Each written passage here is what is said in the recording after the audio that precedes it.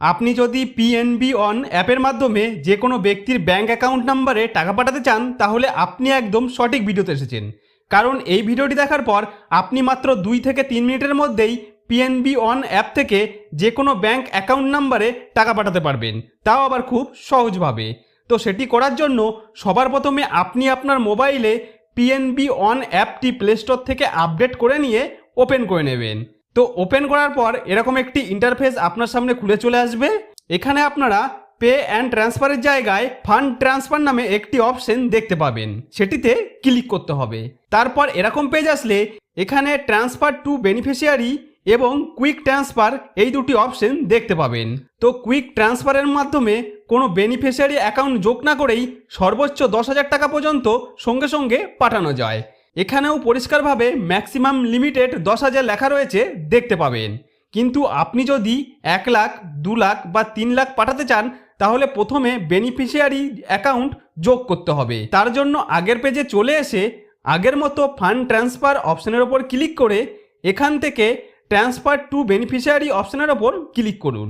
এরপর কিছুক্ষণ অপেক্ষা করুন। তারপর এখান থেকে বেনিফিশিয়ারি অপশনটি সিলেক্ট করে নিন। এরপর এখানে এই অ্যারো অপশনের ওপর ক্লিক করুন। তারপর এই পেজের ডান পাশে অ্যাডেড বেনিফিশিয়ারি অপশন দেখতে পাবেন। মনে রাখবেন বেনিফিশিয়ারি যোগ করার সঙ্গে সঙ্গে বড় অঙ্কের টাকা পাঠানো যায়। যদি জরুরির ভিত্তিতে টাকা পাঠাতে চান তাহলে 10,000 পর্যন্ত সঙ্গে সঙ্গে পাঠানো যাবে। তবে বেনিফিশিয়ারি অ্যাকাউন্ট যোগ করার 2 ঘন্টা পর আপনি 1 লাখ, 2 লাখ, 3 লাখ বা তার বেশি টাকা পাঠাতে পারবেন। এখন অ্যাডেড বেনিফিশিয়ারিতে ক্লিক করুন। এবার যার কাছে টাকা পাঠাচ্ছেন তার অ্যাকাউন্টটি যদি পাঞ্জাব ন্যাশনাল ব্যাংকে থাকে তাহলে পিএনবি অপশনটি সিলেক্ট করতে হবে।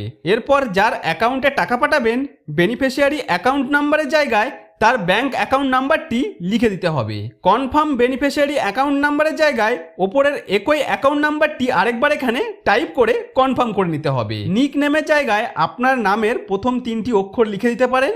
তারপর পার ডে ট্রানজ্যাকশন লিমিট নির্বাচন করুন, যেমন 1 লাখ, 2 লাখ বা 5 লাখ বা 10 লাখ। এরপর পার ডে ট্রানজ্যাকশন কাউন্ট অর্থাৎ দিনে কতবার আপনি টাকা পাঠাতে চান সেটিও এখানে লিখে দিতে পারেন, যেমন 5 বার বা 10 বার। আর যদি যার কাছে টাকা পাঠাবেন তার অ্যাকাউন্ট অন্য কোনো ব্যাংকে হয় তাহলে এখান থেকে আদার্স ব্যাংক অপশনটি সিলেক্ট করুন। এরপর বেনিফিশিয়ারি অ্যাকাউন্ট নাম্বারের জায়গায় সঠিকভাবে সেই ব্যক্তির অ্যাকাউন্ট নাম্বারটি লিখে দিন। আবার বেনিফিশিয়ারি কনফার্ম অ্যাকাউন্টের জায়গায় একই অ্যাকাউন্ট নাম্বার আরেকবার টাইপ করে কনফার্ম করে নিন। তারপর আইএফএসসি কোডের জায়গায় সেই ব্যাংকের আইএফএসসি কোডটি এখানে টাইপ করে দেবেন। আইএফএসসি কোডটি টাইপ করার সাথে সাথেই ব্যাংকের নাম অটোমেটিক এখানে চলে আসবে।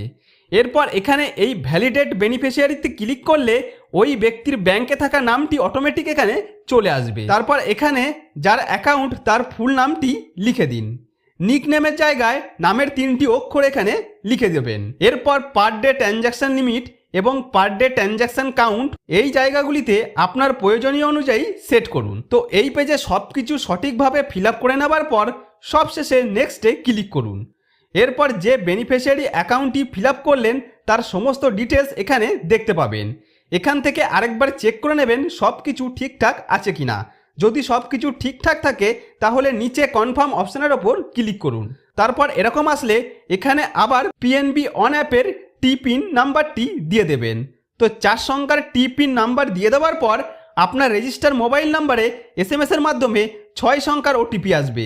সেটি এখানে বসিয়ে দিলেই পিএনবি অন অ্যাপে বেনিফিশিয়ারি অ্যাকাউন্টটি সফলভাবে অ্যাড হয়ে যাবে। এখন ব্যাংকের তরফ থেকে এরকম একটি মেসেজ আপনি পেয়ে যাবেন।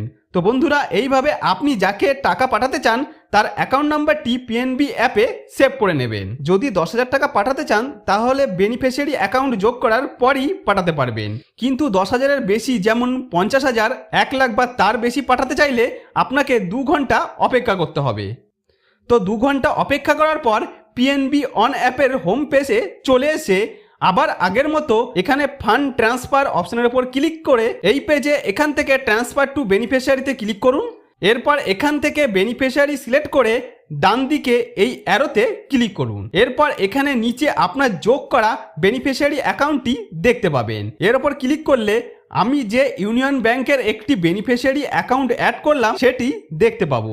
এবার এখান থেকে চাইলে বেনিফিশিয়ারি লিমিট পরিবর্তন করতে পারেন এবং ভ্যালিডেট করেও দেখতে পারেন।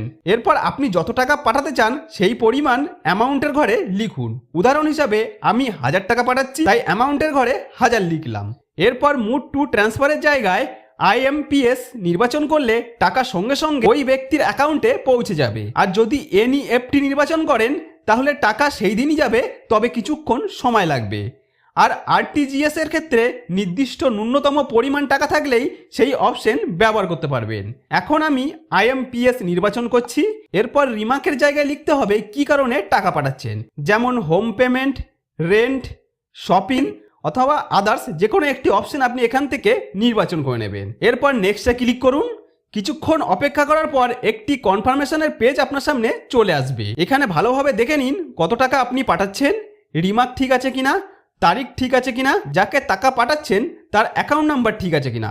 তো সব কিছু এখানে ঠিকঠাক থাকলে এই কনফার্ম অপশনের ওপর ক্লিক করুন। এখন আপনার কাছে PNB অন অ্যাপের টিপিন চাইবে, তো টিপ পিন দেওয়ার পর কিছুক্ষণ অপেক্ষা করতে হবে।